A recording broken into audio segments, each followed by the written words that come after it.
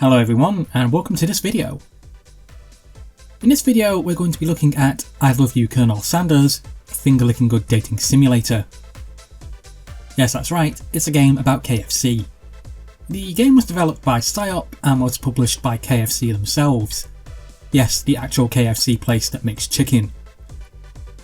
The game's a bizarre assault on the senses as it takes the legendary Colonel Sanders from KFC and then strangely turns him into a six-pack, built, husky hunk anime character and then places him in a cooking school while giving you the option of trying to date him.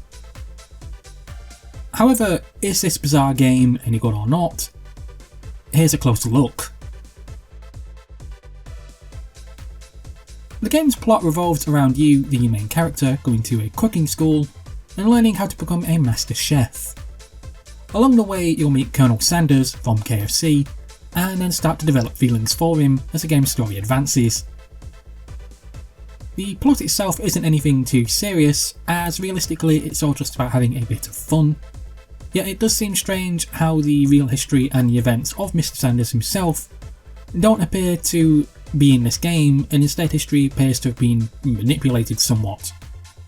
Truth be told, this game's plot is by no means anything on the scale of Metal Gear Solid 4, and really you shouldn't take any of it seriously as it's all just about being silly for the sake of being silly, and it's just meant to be a bit of weird and wacky fun, which it does a bizarrely strange good job of doing.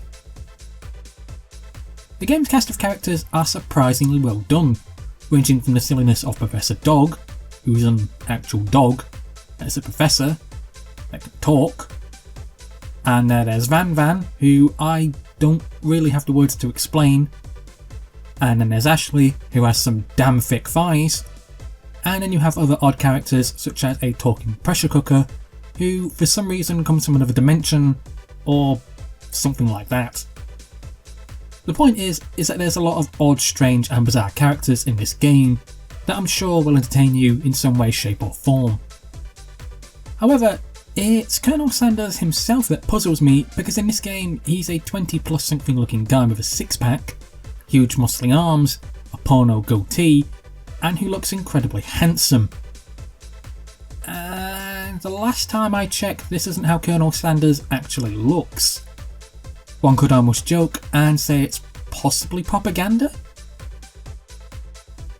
Gameplay is practically non-existent, because this is nothing more than a visual novel, and although it claims to be a dating sim, I didn't really see that many choices for dating options. The game itself is essentially a very light visual novel which you can finish in about an hour or so depending on your reading speed, so although the game is short and although you don't really have any real gameplay options so to speak of, you do get some choices to pick from at certain points from within the game which you may or may not need to affect the game's ending that you get. The game's graphics are actually really nice. I love the anime intro at the start, and I do like the character designs and art style used with each character. Appearance wise, everything is what you would expect to see from a visual novel game. The character animations are generally static with the occasional eye flickering, and at points in the game the sprite or pose for the character will change depending on what's happening in that scene you're in. Everything looks nice and is very well brightly coloured and nicely drawn, and is generally what I would expect to see from a standard visual novel game. Really, the only downside that I would have to say about this game's graphics is that I wish there was some type of anime ending for the end of the game, which sadly there just doesn't appear to be unless I've seriously missed something in my playthrough, as I just ended up with a white screen saying the end. It's this point in the review which is where I'm rather disappointed, as the game's environments do feel rather limited on what they can do and what they can actually offer. However, this is down to the game being a visual novel, and because of that, obviously there's going to be some limit on what you can and can't do, exploration wise. This game at its heart is basically just a reading game after all, and nothing on the scale of Final Fantasy VII, where you will embark on some epic journey across time and space. You do have a few locations which you will be placed in, but they're all just basically a static backdrop, with nothing really else going on. I don't really have much else to say on this game's environments, as really what you see here in this video is what you do get. Well, if you are crazy enough to be looking at this game, are possibly thinking about buying it, or wondering if this game's worth it or not, well, it's free.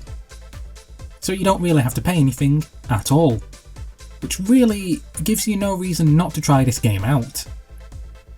You can download it for free, and if you don't like it, you can just uninstall it, no problems. Nothing ventured, nothing gained.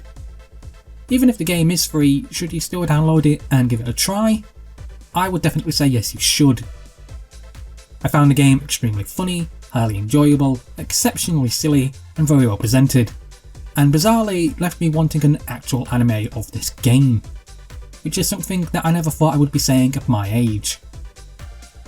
The game in general is a very short game, which can be finished in about an hour, possibly a little less depending on your reading speed, but the game never takes itself seriously at all, and it's just a bit of silly fun, and it does a very good job of being that.